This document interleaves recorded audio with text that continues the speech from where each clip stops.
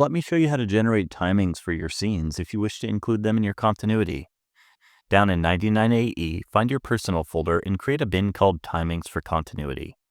For TV, make a duplicate of your episode sequence. In film, you'd make a duplicate of all your reels, then string them out into a single sequence, back to back. Now create a new video track and add markers to the start of each scene. In our demonstration, I'm only using one scene, so let's use our creative imagination and pretend each marker I drop is the start of a new scene.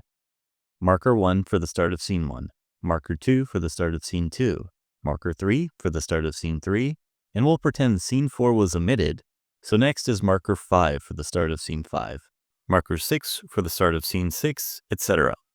Then the very last frame of the last scene, let's create a marker called End. Next, let's sort the markers by track and delete the markers that are not on our newly created video track.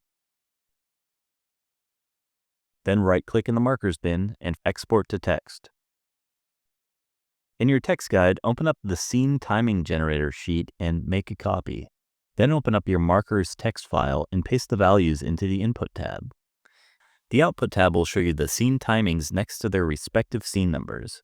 Copy the timings and paste them into your continuity with Edit, Paste Special, Values Only.